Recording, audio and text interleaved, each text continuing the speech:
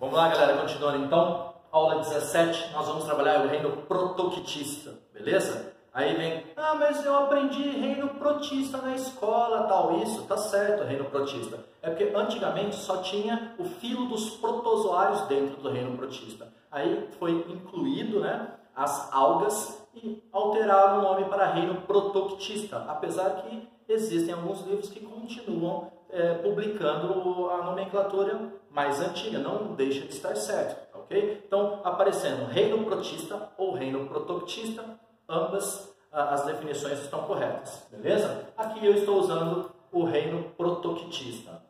Bom, então, dentro do reino protoctista, nós teremos os protozoários e as algas.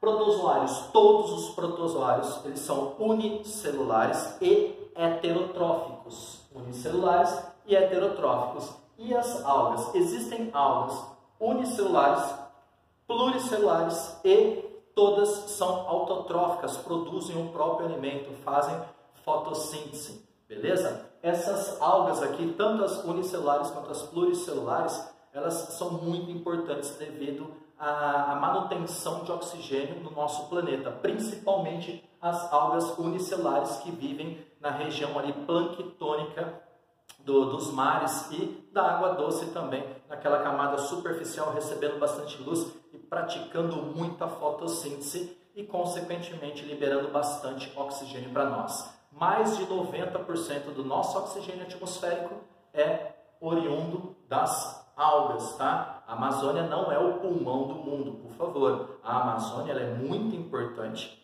tá? Tem uma ótima biodiversidade, a vegetação, mantém o clima úmido, é muito importante, as plantas são muito importantes, os vegetais, né, fazem parte da base da cadeia alimentar para os herbívoros, consequentemente, que serão predados pelos carnívoros e assim sucessivamente, que nós trabalhamos em cadeia e teia alimentar, tá? A floresta amazônica é muito importante, a árvore é muito importante, só que quando falamos de oxigênio, os mais importantes são esses caras aqui, ó, as algas, tá bom? Então vamos lá. Tanto os protozoários quanto as algas, eles fazem reprodução, eles se reproduzem, são seres vivos, são seres unicelulares ou pluricelulares, eles praticam a reprodução. Eles podem fazer uma reprodução assex, tá? Uma reprodução assexuada, com ausência de troca de gametas, né? Um único indivíduo consegue se reproduzir, um forma 2, 2 formam 4, 4 formam 8, 16, 32, sucessivamente, né? Por progressão geométrica, e que é a reprodução assexuada por bipartição, 1 biparte 2, e também a reprodução sex, que é a reprodução sexuada por conjugação, onde que uma alga encontra com a outra, troca material genético e depois se reproduz. Aqui a imagem, essa primeira imagem aqui é uma reprodução assexuada por bipartição. Então eu tenho um indivíduo aqui, eu tenho um protozoário, ele biparte formando dois protozoários idênticos ao primeiro, tá? É uma divisão do tipo mitótica, né? Uma mitose. Uma célula mãe origina duas células filhas idênticas à mãe, geneticamente idênticas. Tudo bem? É muito importante uma reprodução assexuada, porque um único indivíduo consegue se reproduzir. Porém, aqui nós temos a reprodução sexuada, que ela é mais importante. Por que ela é mais importante?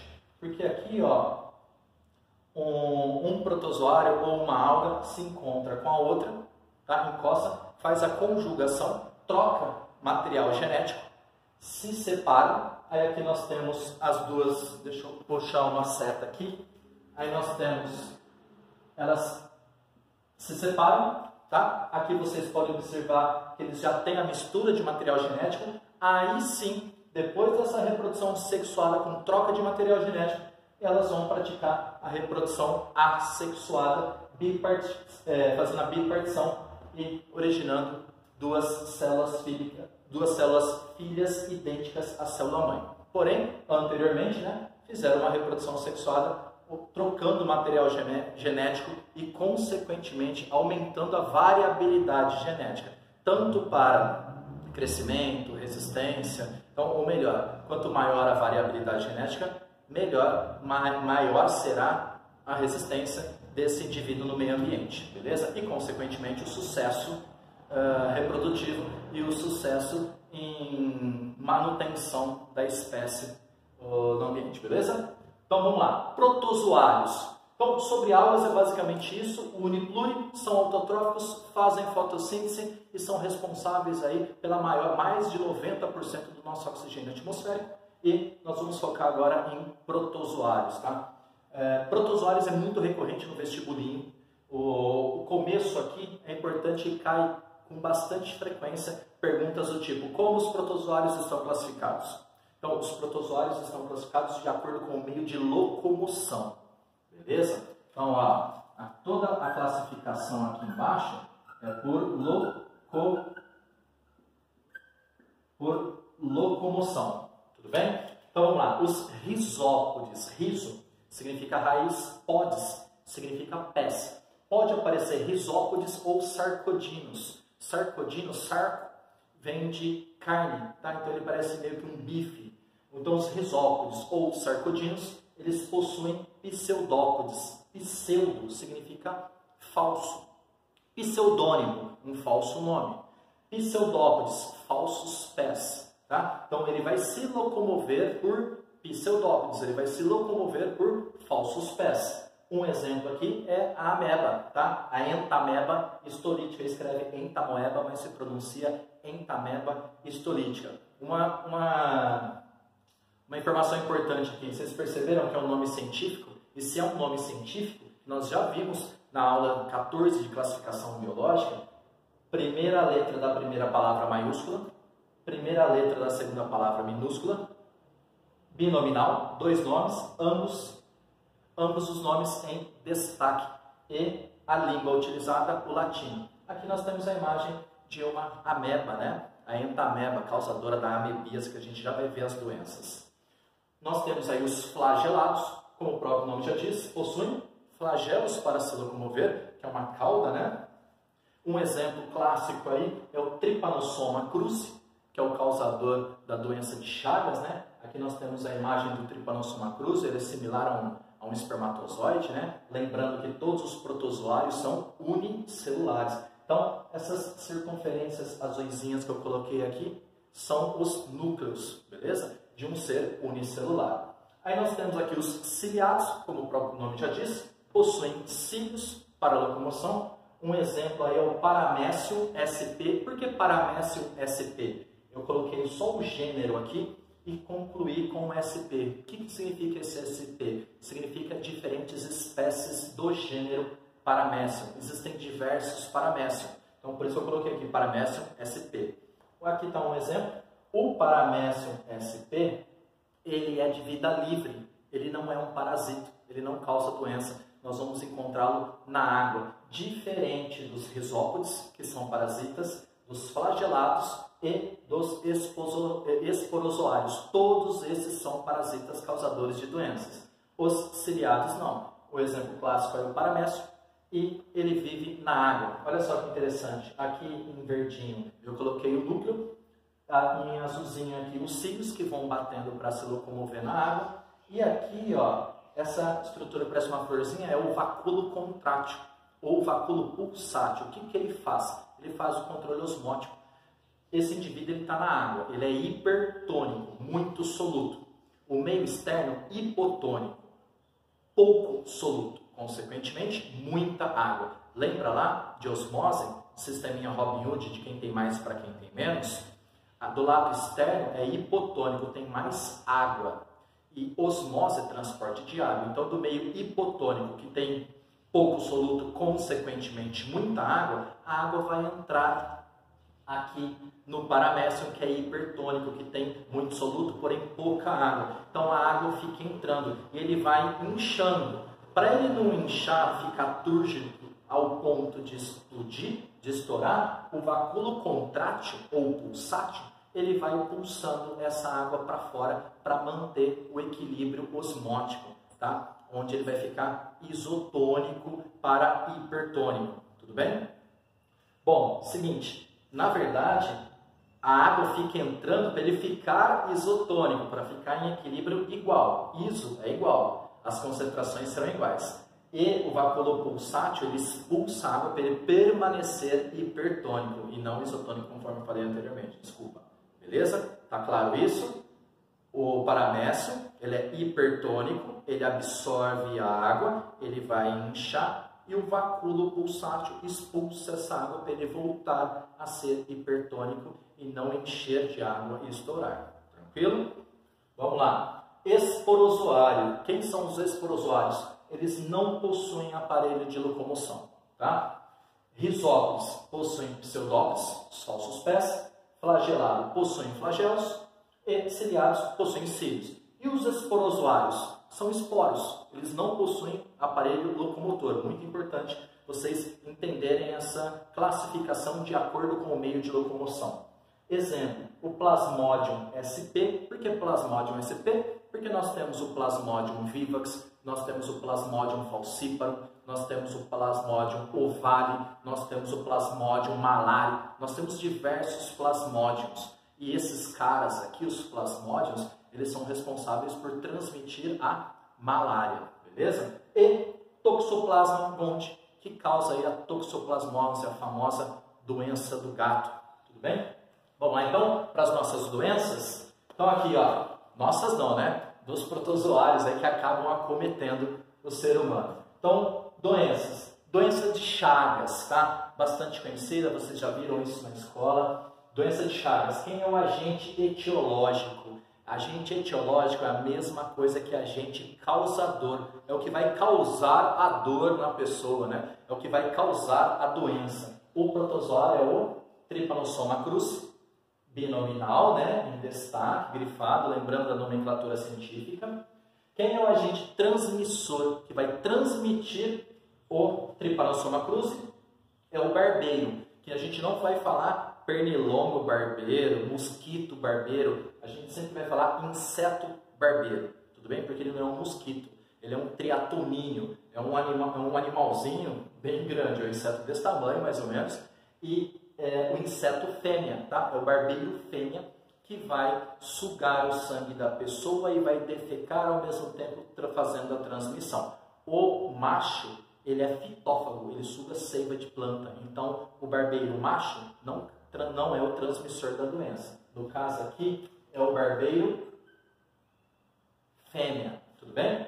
Bom, transmissão pelas fezes do barbeiro, tá? Barbeiro fêmea e medida profilática, casas de alvenaria. Então vamos lá, como que acontece? O cara vai lá, constrói uma casinha de pau a pique e o barbeiro ele fica nas frestas dessa casinha. Você pode jogar inseticida, ele fica lá 6 meses tranquilo, esperando o momento certo. A hora que você vai dormir, o barbeiro ele vai lá. Por que chama barbeiro? Porque ele vai pousar na região da barba, né? Tanto do homem quanto da mulher. Não é só em homens porque ele chama barbeiro, né? Mas nessa região, tanto homens quanto mulheres, ele posa nessa região e vai sugar o sangue. A hora que ele está fazendo o repasto sanguíneo, a hora que ele está se alimentando, ela, né? Está se alimentando, ela defeca ao mesmo tempo, porque o intestino dela é muito pequeno. Então, conforme ela está ingerindo o sangue, o intestino dela já vai enchendo. Então, ela precisa defecar. A hora que ela defeca, o protozoário, Trypanosoma cruzi, ele se encontra nas fezes do inseto. Aí, você dá aquela coçadinha e empurra o protozoário para dentro do ferimento, onde ele utilizou, né? Onde ele causou durante o repasto sanguíneo, durante a alimentação dele. Você empurra esse protozoário, entra na corrente sanguínea e ele vai para o coração, ou para o esôfago ou para o intestino. É mais comum no coração, ele se reproduz no coração, o coração vai ficar flácido e a pessoa vai ter insuficiência cardíaca e respiratória, porque o coração não consegue bombear sangue com oxigênio para todo o corpo, beleza? Então o coração vai ficar flácido, ele vai perder aquela capacidade de fazer aquela sístole, para mandar sangue com bastante pressão pelas artérias e diástole para receber o sangue, tudo bem? O importante na profilaxia, as casas de alvenaria, porque nas casas de alvenaria ele não consegue se esconder. Logicamente que, coitadinho, ele não tem culpa, né? Nós que invadimos o ambiente dele, construindo as casas, e ele está lá perto e tá um ser humano lá, ele vai sugar um sanguinho, ele suga sangue de mamífero, tá? Ele curte bastante, aí ele suga sangue de arborícolas, de tatu, só que nesses animais o Trypanosoma cruzi não causa nenhum problema. O problema é na gente, que ele vai para o coração lá e detona o nosso coração. coração. Beleza? Bom, nós temos aqui a malária. Quem é o agente etiológico, o agente causador da malária? É o Plasmodium. Aqui no Brasil o mais comum é o Plasmodium vivax. Na África o mais comum é o Plasmodium falciparum. Tá? Nós temos aí a malária benigna e a maligna. E o que rola com essa malária aqui? Vou falar do ciclo dele, mas só um minutinho. Quem transmite? Agente transmissor. O mosquito prego. Por que mosquito prego? Porque a hora que ele está sugando, ele fica no formato de um prego. Ele levanta a traseira dele, abaixa a frente, parece um prego assim, em 45 graus, sugando o nosso sangue. Lembrando também que quem vai sugar é o mosquito fêmea, tudo bem? Então, o mosquito prego, que ele vai transmitir a partir do quê? Transmissão a partir da picada. Esse protozoário fica na saliva do mosquitinho, beleza? Do mosquito prego. Aí o mosquito prego vai lá, na hora que ele está sugando o protozoário, o Plasmodium ganha a corrente sanguínea, vai para as hemácias, vai para o fígado, vai para as hemácias, e conforme ele vai se reproduzindo nas hemácias, a cada 24 horas, ele se reproduz dentro da hemácia, estoura a hemácia e dá os picos febris, muito característico na malária. Agora, pode ser a cada 24 horas, pode ser a cada 48 horas, pode ser a cada 36, a cada 72 horas, vai depender de qual Plasmodium, de acordo com o seu ciclo de vida. Tudo bem? Lembrando que o Plasmodium vivax benigno e o Plasmodium falciparum, ele é maligno, que é mais comum lá na África. Muito comum pessoas morrendo de malária na África, e é mais incomum pessoas na floresta amazônica, por exemplo, onde tem bastante malária, morrerem disso. Tudo bem? Não é que não mate, tá? Mas ela é uma doença muito mais branda. Profilaxia. O que é profilaxia?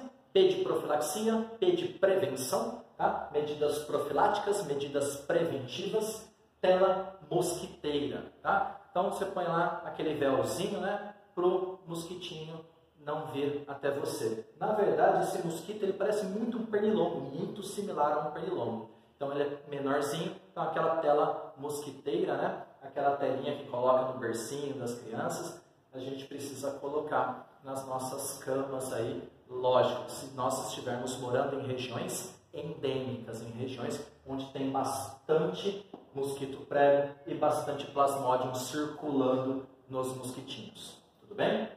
Bom, e para fechar nós temos a amebíase. O que é a amebíase? Ela é transmitida, né? O agente etiológico, o agente causador, é a entameba histolítica. E a entameba histolítica ela não tem um agente transmissor, por exemplo, um outro animal como transmissão. A gente chama de ciclo monoxênico. Só tem um hospedeiro, tá? E esse único hospedeiro é o homem. Quem seria o agente transmissor, então? Como seria a transmissão? A transmissão seria por água contaminada e alimentos contaminados.